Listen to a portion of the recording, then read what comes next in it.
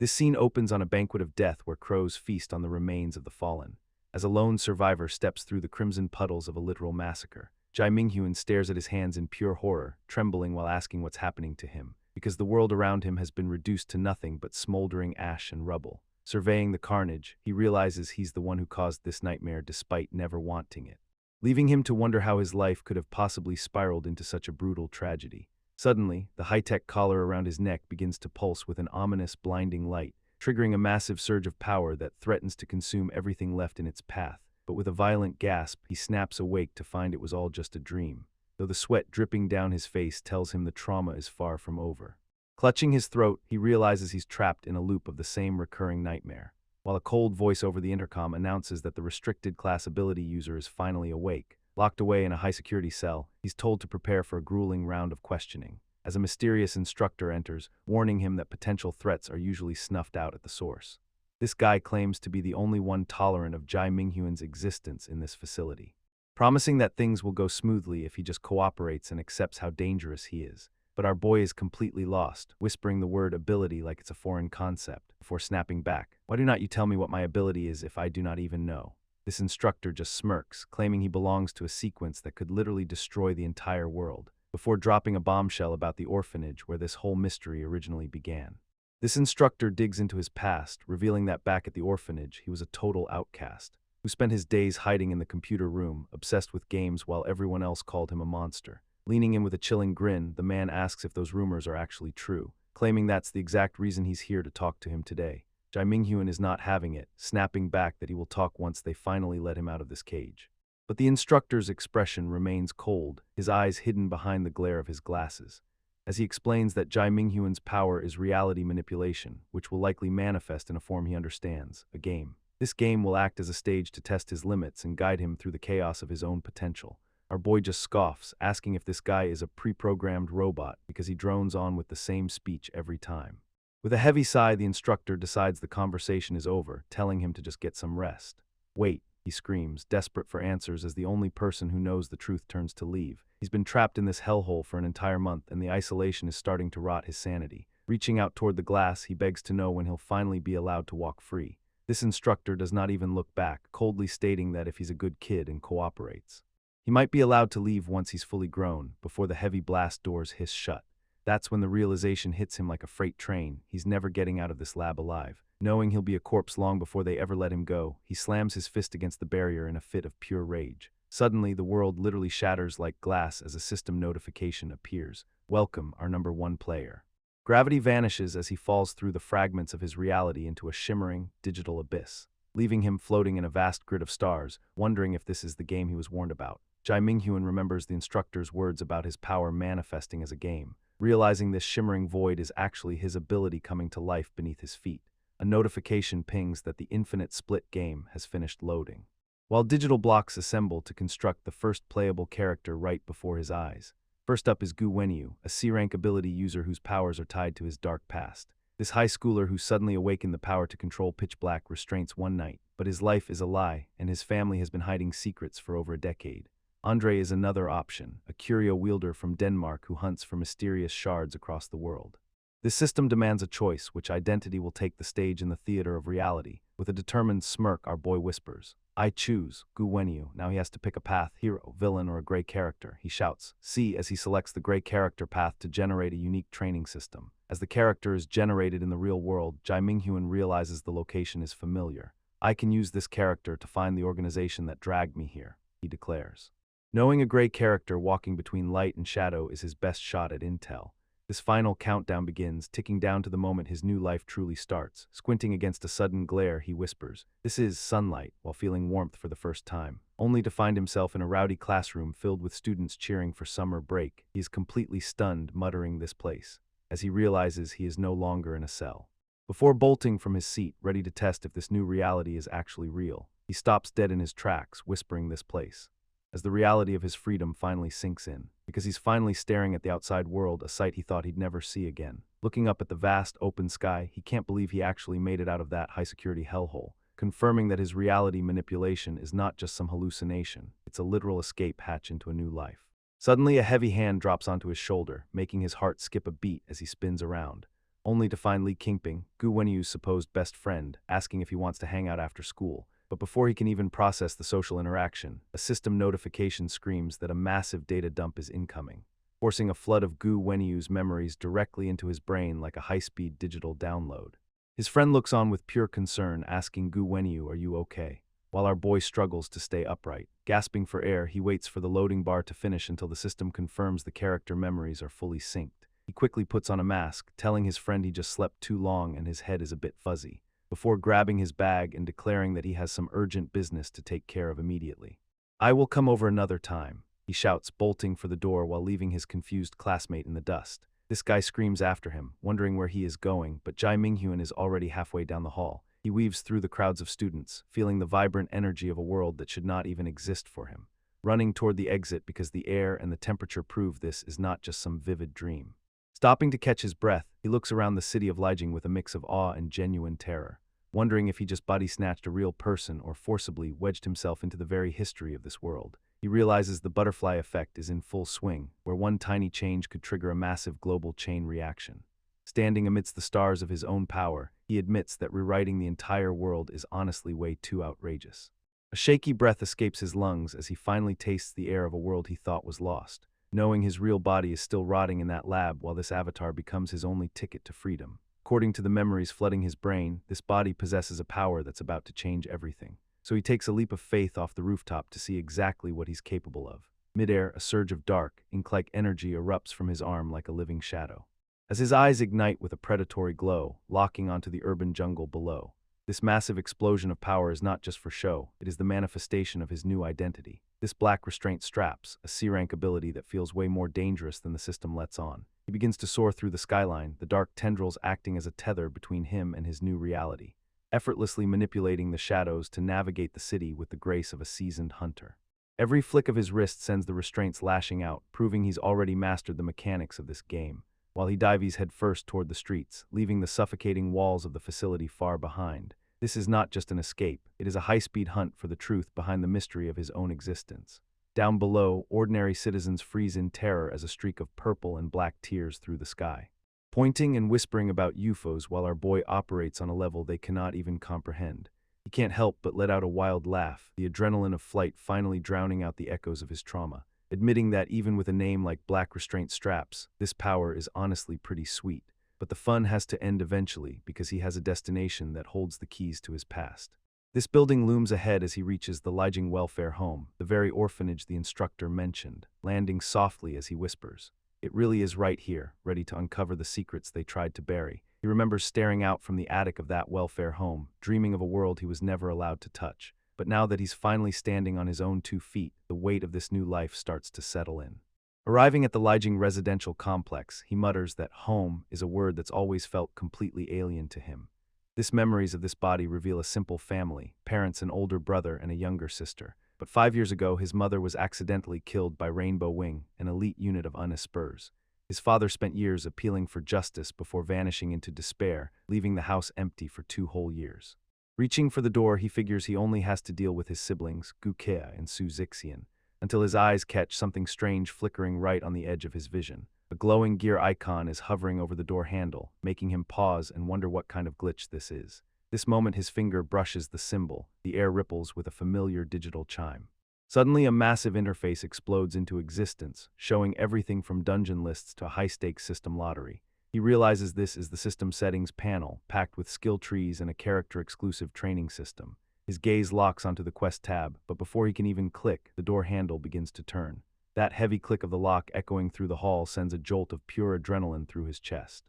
A voice drifts from the darkness inside, purring, "Little bro, I have been waiting for you forever." System alerts start screaming, assigning him main quests to investigate every single person he thought he knew. This final quest pings as his brother, Gu Kea, steps out while casually gripping a massive, blood-stained cleaver. This guy just grins, noting that he's back early today while the air turns thick with the scent of iron. "I have already made dinner," he says with a chilling smile, "so make sure you eat it while it is hot." Our boy freezes, staring at the dripping blade and wondering if he just walked straight into a horror movie. Our boy stares at the dripping blade, sweating as he asks, "Did you really just cook dinner?" Surprisingly, the table is packed with a feast that actually looks delicious, despite the creepy vibe. His brother casually asks where their little sister is, wondering why she did not come home yet. MC plays it cool, explaining she's staying at a friend's place while wondering what secrets she is hiding. This tension breaks when the brother heads upstairs to rest, leaving our boy alone with his thoughts. Suddenly, a digital chime rings out as the system loads a massive character skill tree right before him. He spots a hidden branch called Restraint Sense that grants his shadows the power of sight and hearing. Other paths offer massive range boosts or the ability to probe an enemy's deepest, darkest stats and secrets. With only one skill point to spend, he knows that stealth and investigation are his top priorities now. A breaking news report catches his eye, flickering on the screen with a late-night update about the city. It shows a top-tier hero named Blue Ark taking down a massive criminal in the heart of downtown. These official ability users are basically government-sanctioned espers who keep the peace under the association's strict thumb. Seeing these high-level players on TV makes him realize just how deep this superhuman society really goes. He begins to suspect that the organization that experimented on his real body might be the association itself. There is no time to waste, he mutters, slamming his hand down to finally activate his new training system. Consuming his only skill point to unlock Restraint Sense, he feels the dark energy surge through his veins. Instantly, the entire room is mapped out in his mind with perfect digital precision like a high-tech radar. With a single thought, he can now spy on anyone, anywhere, making him the ultimate invisible predator. This system rewards his progress with a split point, a skill point, and a boost to his stats. Collecting these split points is the real prize, allowing him to manifest entirely new identities in the real world. These split points are a total game changer, allowing him to manifest entirely new characters in this world, which means he'll eventually be able to control multiple high-level players at the exact same time. Suddenly, a frantic voice crackles over a walkie-talkie, reporting a massive hostage situation at Lijing Square, and he realizes the signal is coming from right inside Gu Wenyu's room across the hall. Peeking in, he finds his brother hunched over a desk, looking absolutely exhausted and stressed out, groaning, "Give me a break, I just got home wounded after fighting another ability criminal." But the voice on the comms does not care, shouting that the villain Green Wing is demanding his presence. Where the stakes are sky high because for every 10 minutes he's late, a hostage dies. Gritting his teeth, Gu Wenyu activates his power as digital circuits begin to crawl across his skin, until a flash of blue light transforms him into the armored superstar hero known as Blue Ark. Our boy can't help but smirk, whispering, "So you're the famous hero, big brother." While the association warns that a public execution would be a total disaster for their reputation. Despite his bleeding wounds, Blue Ark stands tall, ready to dive back into the meat grinder, as the voice commands, "Stall him as much as you can, just do not let him hurt anyone." With a sonic boom, the hero blasts out of the window, leaving a trail of electricity behind, leaving MC genuinely impressed that his brother can move like that even while heavily injured. A system ping confirms his first quest is complete, but the next objective is even more insane, ordering him to cooperate with Blue Ark and dragging him straight into a hostage crisis. Down at Lijing Square, the police are sweating bullets because their star hero still has not shown up, while reporters scream into their mics that the villain is agitated and time is running out. A terrified kid clings to a hostage, sobbing as the nightmare at Lijing Square reaches a boiling point. With armed mercenaries surrounding the innocent civilians on a rooftop, ready to pull the trigger at any second. As the villain Green Wing screams into the night, "Blue Ark, how long do you plan on hiding?" In 10 seconds, the first hostage dies. He starts a cold, sadistic countdown, his jagged teeth bared in a grin as he hisses. 10, 9. This countdown echoes through the urban canyons. 8, 7, 6, 5, 4, 3, as the tension becomes absolutely suffocating. But just as he hits 2, a flash of blue electricity tears through the air, signaling the arrival of the city's protector. Where Green Wing sneers at the armored hero, mocking him as Lijing City's golden prince who's always adored by the spotlight. Though Blue Ark does not flinch, calling out the villain's predictable dialogue and asking what his real endgame is. Forcing Green Wing to offer a brutal ultimatum, promising to release the hostages only if the hero surrenders and comes quietly.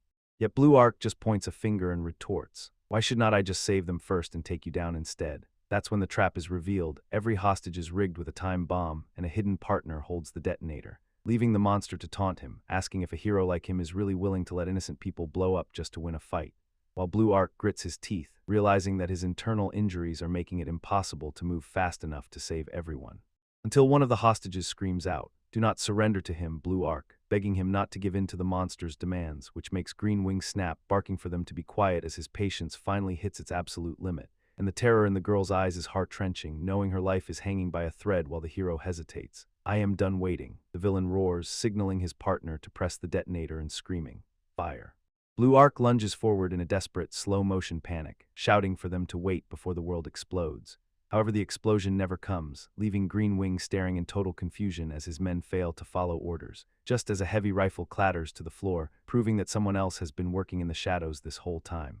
One of the mercenaries is suddenly hoisted into the air by a coil of dark energy, gasping in terror. While Blue Ark and Green Wing freeze, their eyes widening as they realize a third player has entered the game. Before the villains can react, the rest of the gunmen are plucked off the roof like dolls by these shadowy tendrils, leaving the young girl to stare up in disbelief, wondering if this new darkness is a savior or something much worse. Descending from the sky like a nightmare, our boy finally reveals his new manifested identity to the world. And with a cold, masked gaze, he looks down at the chaos, ready to test the limits of his new system. Green Wing panics, screaming at the hero. "He is with you. I told you I'd blow the bombs if you brought backup." But Blue Ark just stares at the mysterious newcomer, admitting that this stranger definitely is not part of the association. This villain threatens to detonate the entire square, but the hero stays calm, repeating that he has no idea who this guy is. Until our boy lands with effortless grace, as his social superstar system pings with a brand new set of rules. He casually flips through a guidebook, noting that his first quest is to form a cooperative relationship with an ability user, while Green Wing loses his mind, barking that he will kill everyone if this masked freak does not back off immediately. "First step in socializing," he mutters to himself, "is to act like the other person and build a sense of affinity." So he looks Green Wing dead in the eye and tells him to go ahead and blow everything up if he actually has the guts.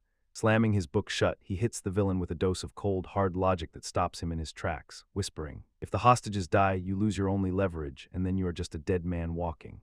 This monster's face contorts with pure rage, realizing he is being lectured by someone who clearly does not fear death. And as he screams for the MC to release his men, our boy checks the second step of his socializing manual. "Meet the other person's demands and please them," he whispers, snapping his fingers with a chillingly calm smile. But instead of letting go, the shadows tighten their grip, proving that his version of pleasing someone is absolutely lethal. Green Wing's jaw drops as his entire plan goes up in smoke right before his eyes, while a pillar of pure, suffocating darkness erupts from the rooftop and consumes the light. And our boy casually tilts his head, mocking him by saying, "See, I did exactly what you asked and let them go." He stands there like a god of death, holding a severed head while asking why the villain looks so unhappy. These mercenaries are nothing but empty shells now, their lives snuffed out before they could even blink. Leaving Blue Ark completely paralyzed as he tries to process this new, terrifying level of power. This monster loses it, snarling with pure hatred at the masked kid who just ruined his life. But MC just checks his book, wondering if he accidentally messed up the whole socializing thing. Realizing bad guys are way too hard to get along with, he decides to switch tactics and try being a hero instead. Terrified hostages are shaking like leaves, staring at the literal nightmare that just saved them. Especially the young woman who's absolutely traumatized by the carnage she just witnessed. Seeing the gruesome remains of the gunmen scattered across the concrete is enough to break anyone's mind, yet our boy just smiles, asking, "I should look pretty much like a justice ally now, should not I?" Her response is a blood-curdling scream that echoes through the square, proving his hero act is a total fail. Suddenly, a system warning flashes red, alerting him that his roll anchor deviation is hitting dangerous levels. "Socializing is way harder than I thought," he mutters, wondering if sewing their heads back on would fix the vibe. Using his shadows like surgical threads, he actually starts hoisting the bodies up to reattach their skulls. Stepping back to admire his handiwork while proudly declaring that they look good as ever. Hostages watch in pure horror, realizing they're trapped with a beast who does not understand human life at all. As the system warns him that he is nearing a berserk state, the real question is, who is going to stop him? Our boy tries to gaslight the traumatized hostages, claiming those decapitations were just fancy holographic effects. But as his shadows literally stitch the mercenaries' heads back onto their bloody necks, this young girl stares in absolute, soul-crushing horror at the gruesome scene unfolding before her. Her eyes welling with tears as she realizes her savior might be a bigger monster than the villains, while a system warning flashes, screaming that his roll anchor deviation is spiking and he is about to go berserk, forcing him to rub his temples and admit that socializing really is a massive pain in the neck, just as he prepares to use his powers to clean up the rest of the mess. Blue Ark suddenly grabs his wrist, sparks flying as the hero demands to know who he actually is. But our guy just smirks, calling himself a gray character who refuses to be labeled as a hero or a villain, before leaning in and whispering, "Trust me, Blue Ark, we're going to be the best of friends." This armored hero does not buy it, coldly reminding him that he just murdered every single criminal on that roof. Yet MC just turns his back and asks, "Would you be happier if the hostages died instead?" This hero argues that killing is killing, while our boy mocks him for just reading a script for the cameras. And realizing they need a more private venue, he starts swirling dark energy around his fingertips, telling the hero he wants to hear what he's actually thinking deep down inside his soul. A massive void of pure darkness opens up, dragging the conversation away from the prying eyes of the public. As Blue Ark charges his circuits, ready to fight if this mysterious stranger turns out to be a threat, landing on a desolate rooftop where MC waits for the city's golden boy to make a choice. His boots clicking against the concrete as the tension between the two powerhouses reaches a breaking point. Leaving the hero with a final ultimatum: whether you're willing to come meet me is entirely up to you. Blue Ark stalks through the shadows of the desolate meeting point, noticing a lingering trace of that strange, dark energy pulsing in the palm of his hand, a tiny, flickering spark that feels more like a living curse than a simple superpower. Suddenly, Green Wing swoops down, screaming that he's tired of being ignored by the Golden Prince. But the hero does not even turn around, coldly telling the villain to surrender before things get ugly. He reveals that the entire sector is already crawling with the Ability Users Association, leaving the monster to stammer about his leverage, desperately clinging to the hope that his hostages are still safe, until a new voice cuts through the air, confirming that the civilians have already been secured by the backup. Blue Ark tells him to take a long, hard look at the reality of his situation. And the villain's face pales as he realizes his entire operation has been dismantled in seconds. With a final, frustrated roar, he realizes he's been played and tries to make a break for it. But just 1 minute later, a trail of blue lightning scorches the pavement of a nearby park. As the armored hero lands with a heavy thud, his sensors locked onto a specific presence. "Come on out," he commands, his voice echoing through the empty trees as he stares into the dark. And a swirl of familiar, suffocating shadows manifests right above his head. Our boy drops down, hanging upside down like a predator while casually greeting Mr. Blue Ark, forcing the hero to demand his real identity once and for all. MC just smirks, explaining that he does not need a name because being a public icon means people will invent their own nicknames for him, before shifting the focus to a tattered, old newspaper he's been holding this whole time. It's a report on a tragic accident from 5 years ago, revealing a dark secret the association has been killing to keep hidden. MC drops the ultimate bombshell by calling the hero by his real name, Gu Wenyu, before digging into the trauma of seeing his mother turned into a pile of meat right in front of him. He knows every dark detail about why the hero hates the association and those who abuse their power, revealing that Blue Ark only climbed the ranks to gain enough reputation for a specific recommendation. His ultimate goal is to infiltrate the Rainbow Wing and find the monster who crushed his mother like an ant. Blue Ark's fist trembles with pure rage as he tries to deny the truth, but our boy just offers a hand, saying, "I am here to help you, Mr. Blue Ark, let us work together." This masked stranger promises to get him into that secret organization so he can finally carry out a spectacular revenge, and in exchange, he only asks for one tiny, insignificant favor. This hero is hooked, demanding to know what this mysterious player actually wants. Yet MC keeps his cards close to his chest, warning that the truth might just get the hero killed. Sparks fly as Blue Ark demands to know how he could possibly know his secret identity. While our boy just smirks and tells him the reason is actually quite simple. Pointing to his eyes, he whispers, "Because I can see exactly what is under anyone's mask." Calling it ridiculous, the hero loses his cool and charges his circuits for a full-scale assault, screaming, "Do you really think I cannot take you down?" as he lunges forward with lethal intent. But our boy is already 10 steps ahead, moving like a ghost through the lightning-charged air.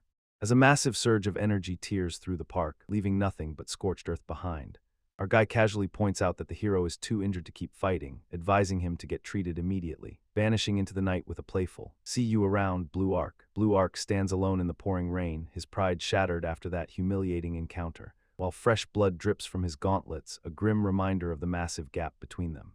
Back at the residential complex, the storm rages on as our boy finally makes it home. Stepping through the door and leaving a trail of rainwater across the cold floor, he wonders if Blue Ark is still out there pushing himself despite those life-threatening injuries, especially since the system just dropped a new quest to force a partnership with the hero. Tossing his mask aside, he admits that earning the Golden Boy's trust is basically a pipe dream. But at least he cleared the investigation phase and bagged some sweet stat points for his trouble.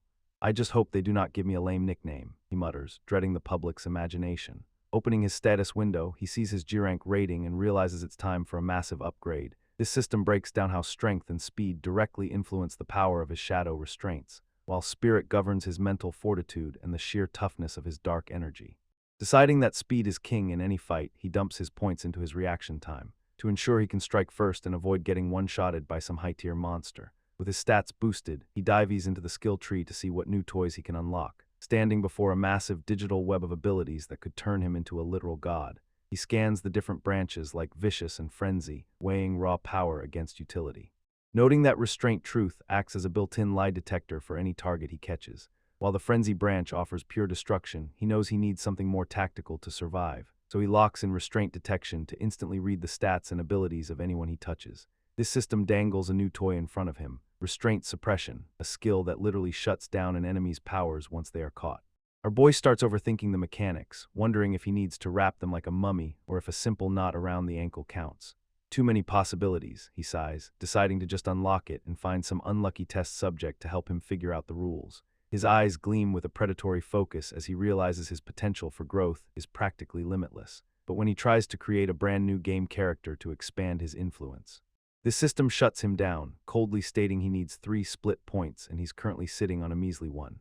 He realizes that having a second body would be the ultimate insurance policy, allowing one to act as a backup if the other gets cornered. Sitting alone in the dark, he watches the storm outside, his mind racing with strategies to farm those remaining points, until a sudden chill runs down his spine, making him snap his head toward the bedroom door.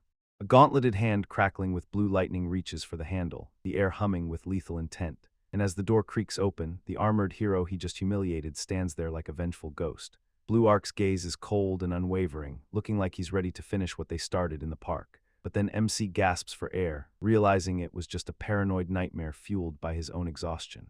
Suddenly, the heavy blast doors of his containment cell slide open as the system announces that his instructor has arrived for questioning. A hand grips a chair as a voice asks, interested in hearing about some of the ability users on the outside. A man in a lab coat with a sinister vibe steps forward, greeting him as Little Brother Jaimingu with a twisted grin. This mysterious instructor pauses, noticing that his star pupil is still sprawled out on the bed like he does not have a care in the world. MC keeps his eyes closed for a second longer, maintaining his facade of a weak, tired prisoner while he calculates this new threat. He finally sits up with a sleepy yawn, asking, "Instructor, good evening," as if he's just a normal, harmless kid. This man just grins, remarking that Mingu seems to be in high spirits despite being locked in a high-security cage. This instructor narrows his eyes, asking how a kid locked in a windowless cell even knows it's nighttime. Jaimingu just scoffs, telling him it's obvious because he only shows up to annoy him when he's trying to sleep. This snake-like man just laughs it off, claiming he only has one tiny question for his star pupil. Before pulling out a photo of the masked vigilante who's been terrorizing the city's underworld, he leans in close, whispering, "This person, this is not you, is it?" while watching for even a flicker of a lie. Suddenly, a dark memory flashes back to a time when physical contact was a crime punished by high-voltage shocks, showing a young girl with snow-white hair screaming in agony as the facility's security systems tear into her. Our boy had reached out to comfort her, telling her he's been zapped so many times he's basically immune to the pain. He looks at her now, wondering if the instructors forced her to interrogate him just to earn a few minutes of visitation. She stands there silently, clutching a blank notebook like it's the only shield she has left in this hellhole.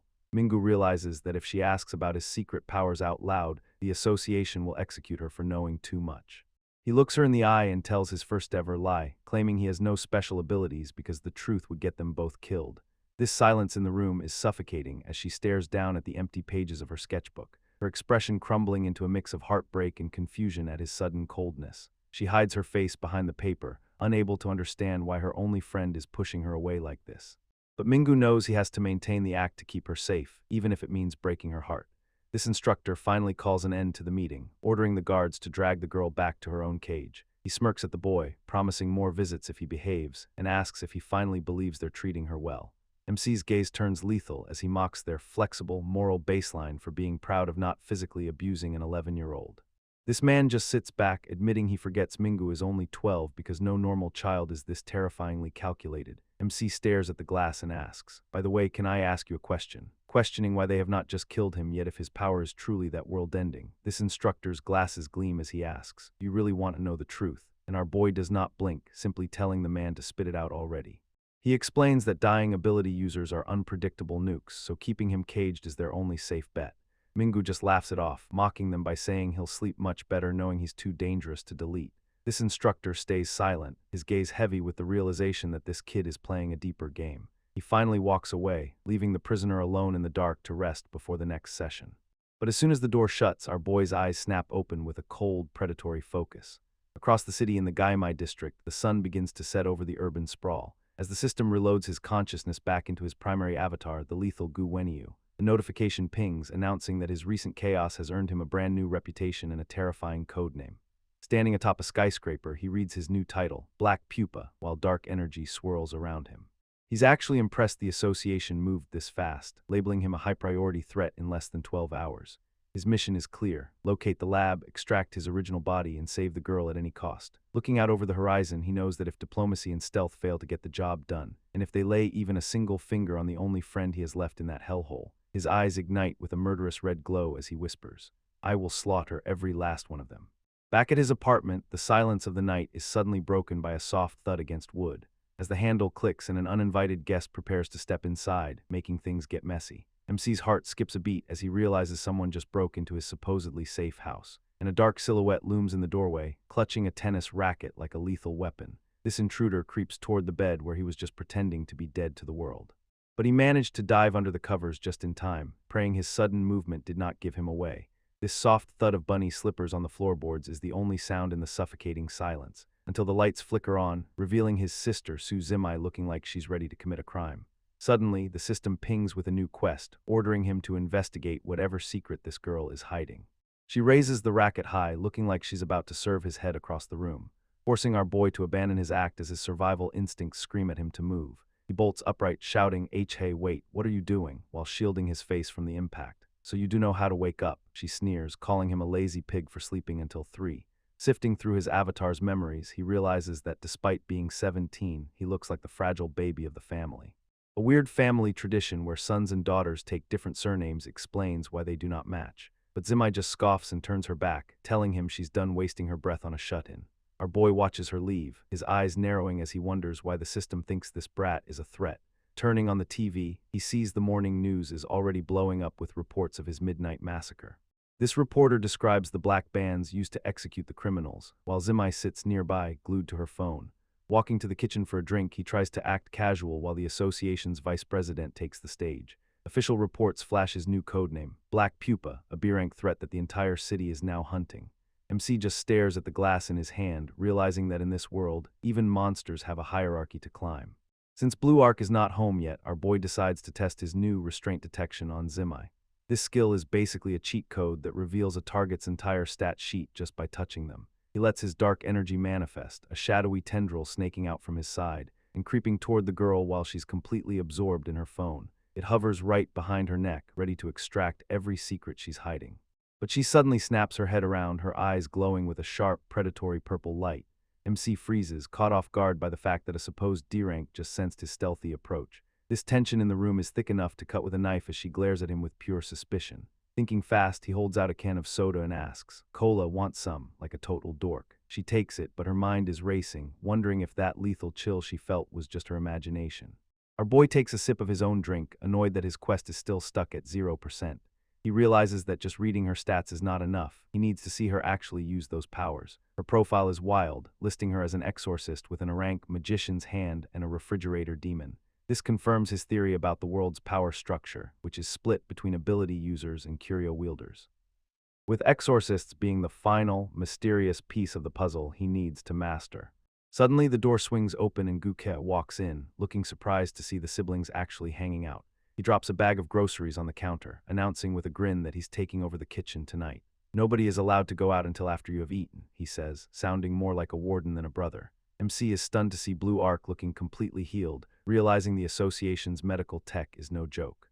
The real bombshell drops when Kit casually mentions that their dad is finally coming home tonight. MC does not even flinch at the news of his father returning, telling them to let the man come. Zimai just sighs, praying they do not start a civil war after 2 years since their last blowout. Our boy pulls out his phone to study the global power rankings established by the United Nations, which reveal a hierarchy scaling from harmless all the way up to the world-ending, restricted class. While the bottom tiers are just average citizens or low-level grunts working for the authorities, this elite dragon class forms the absolute backbone of the association's military might and global influence. Above them sit the Calamity users, the legendary Rainbow Wing members representing the peak of human evolution. But the true peak is the restricted class, a tier so dangerous only one person has ever reached it. And as MC reads that this person is confirmed dead, he realizes they're definitely talking about him. He scoffs at the report, thinking that living in that lab was basically a death sentence anyway. But he knows raiding the facility means declaring war on the and every Calamity class user alive. A dark plan begins to form in his mind as he stares at his unsuspecting siblings, realizing he can manipulate this fake family into becoming his own personal army of high-tier muscle. Steering them will not be hard if he plays his cards right, since they already have a common enemy. Looking at their late mother's photo, he notes their shared resentment toward Rainbow Wing for her death. With their combined power and connections, he'll finally have a force capable of tearing down the association's walls. Suddenly, Kit breaks the silence, calling out, "By the way, Zaya-Oyu," with a tone that's way too calm.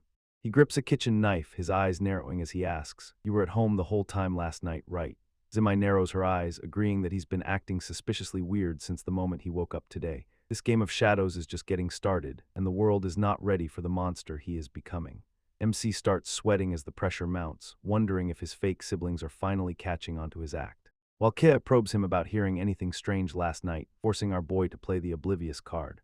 Although Kea drops the subject with a heavy look, the tension in the room is still thick enough to choke on. Suddenly Zimai leans in close, her eyes searching his face for any sign of the monster hiding beneath, as she points out that he's being way too chatty for a guy who usually rots in his room, forcing him to try and make a quick exit before she scoffs and calls him a lazy pig.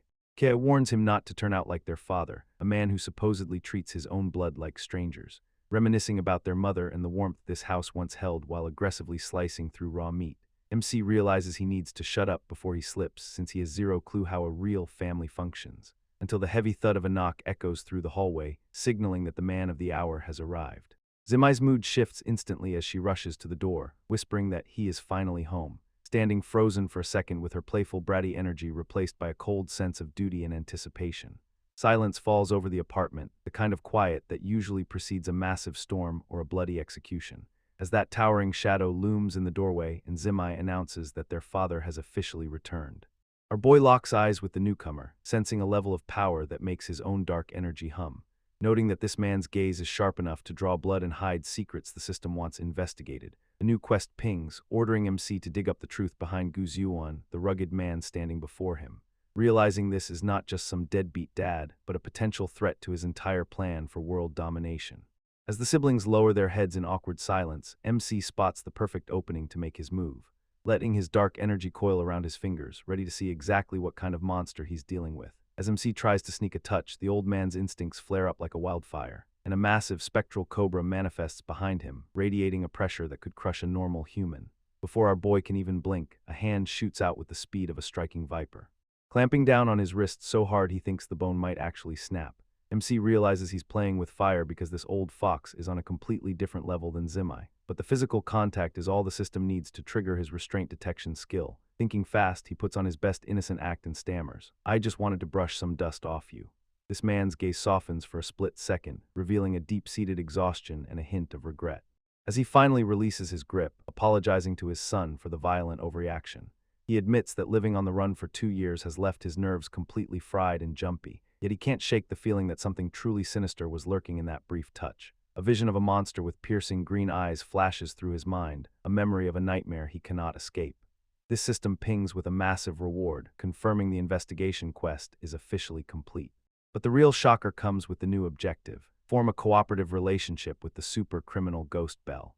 This legendary outlaw is known for leaving the association's elite forces in the dirt every single time, and as MC scans the data, the truth hits him like a freight train. Gu Wenyu is Ghost Bell. This A++ rank monster has been hunting down corrupt ability users for years, leaving one message: send Rainbow Wing. Our boy realizes the old man is using himself as bait to lure out the person who killed his wife, which is the exact opposite of Kit's plan to climb the association's ranks and find justice legally. Now father and son are on a collision course, two beasts hiding behind masks while hunting the same prey. Kit is not holding back, telling the old man to keep his filthy attitude out of their home, while his fist trembles with a rage that has been simmering for 2 long, agonizing years. He demands to know if the man ever cared about the tears Zimai shed while waiting for him, but the old fox just stares back with those cold eyes, offering nothing but a hollow silence. "A guy like you should just spend the rest of his life clutching a coffin," Kit spits out, only for his father to drop a heavy question about whether he has already forgotten his own mother. This room goes ice cold as our boy's eyes widen, sensing the raw trauma behind those words. And Kit loses it, lunging forward to grab the old man's collar while screaming for him to shut up. Zimai is caught in the crossfire, her voice cracking as she cries out that they have no idea what she's actually done to keep this family together while their world was falling apart. Just as the tension reaches a literal breaking point, a thunderous voice echoes through the apartment, and our boy steps directly into the line of fire, physically forcing the 2 men apart. Kei looks stunned that his weak brother just stopped his momentum with such effortless, terrifying strength, while the old man just looks exhausted, the weight of his double life finally catching up to him. MC realizes that if he does not take control now, his personal army will tear itself to pieces, so he roars enough, with a presence that demands absolute silence from everyone in the room. But the real disaster is revealed when they realize the front door is open and Zimai has vanished. Our boy does not hesitate for a second, his predatory instincts locking onto her trail through the city, as he declares that he's going to bring her back before she does something she will regret. This hunt is on, and the neon-lit streets are about to witness the true power of a monster. MC stands in the trash-filled alley, scoffing at the soap opera family drama, before pulling out his phone to kickstart the next phase of his master plan, as the city lights flicker under a restless, ink-black sky. And an anonymous message pings his screen, asking if he's finally starting to doubt his father. He fires back a cold, "Who are you?" while his dark energy begins to simmer, only for the sender to adopt the alias Black Pupa to jog his memory, as our boy realizes this is not just a random hacker, but someone deeply connected to his past. He mocks the idea of tracing them, but the stranger claims the signal would lead him right back to his own front door, confirming the threat is closer than he thought. Gripping his soda, MC decides to throw a Hail Mary and asks the ultimate question. That makes him spit out his drink in shock. "Are you my old man?" This contact scoffs, asking why he'd treat his own father like a total stranger, leaving MC no choice but to demand what they're actually hunting for, since the stranger claims they could have destroyed him long ago by leaking his identity and using his siblings as his greatest weaknesses. A system notification explodes with rewards, confirming a new alliance with the user Blue Ark, but the celebration is cut short when Zimai's voice rings out right behind him, and he nearly loses his cool as she tells him the family is demanding his return. Her gaze lingers on him with a sharp, piercing intensity that screams, "I know you're lying," before she mutters that he's changed way too much and the hunt for his secrets is officially on. Zimai hangs out on the swing, casually mentioning she's heading to a friend's place tonight, but our boy can't resist poking the bear, asking if this friend is actually a girlfriend. She gets defensive, insisting her orientation is normal, which only makes him smirk and ask, "So who is she?" right as a stylish woman in a trench coat grabs his shoulder. This stranger laughs about scaring him, but the playful energy feels like a total front, as Zimai introduces her as her teacher, telling her not to treat her brother like a stranger. MC's eyes narrow because he knows teacher is just code for a high-level exorcist operative. She introduces herself as Kichiro, offering a handshake that feels more like a tactical probe. And the second they touch, his restraint detection skill screams that she's a major threat. Her stats are insane, boasting an SS rank Heaven Drive and multiple bound demons under her control, yet MC notes she's still just a small fry compared to the calamities living in his house. She stares him down with a piercing gaze, sensing the dark energy simmering under his skin, forcing him to play the lazy brother card and bail before she digs any deeper. He realizes he's cleared the first phase of his quests, but Zimai's secret is still locked away. So he decides he'll have to tail her to finally uncover her role in the association. Kichiro watches him leave in silence, shivering from the off feeling she got during that handshake, which prompts Zimai to ask her captain why she's looking so rattled all of a sudden. She admits that his brother is unusual, her elite instincts sensing a predator in their midst, leaving Zimai frozen as she realizes her brother might be more dangerous than she ever imagined.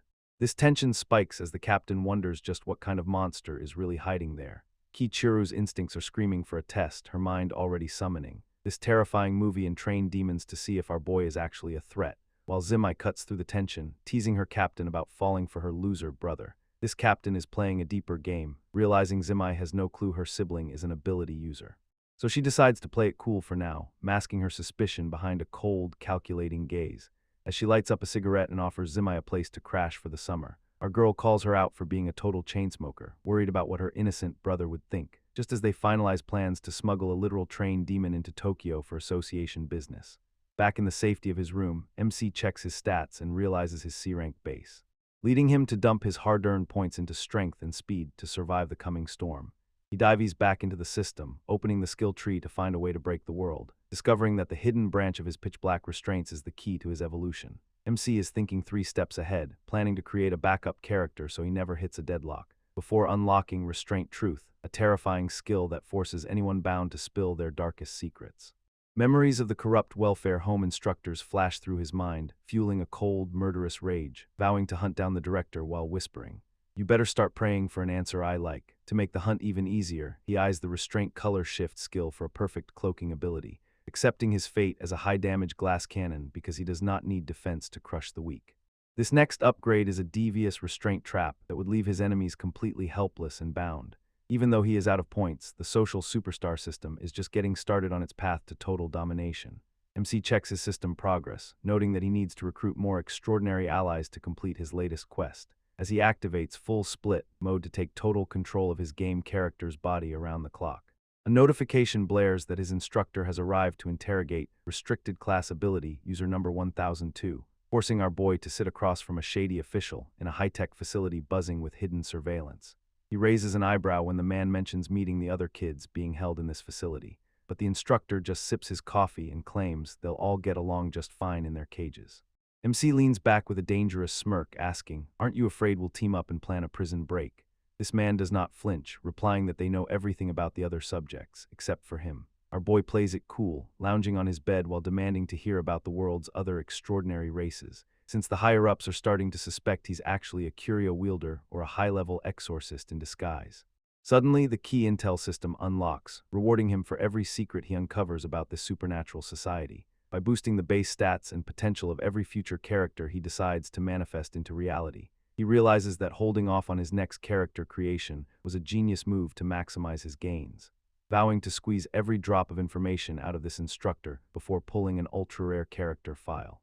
But just as he's about to choose which faction to learn about first, a violent surge of agony rips through his mind, catching him completely off guard, as he screams internally that it feels like a nail is being hammered directly into his brain.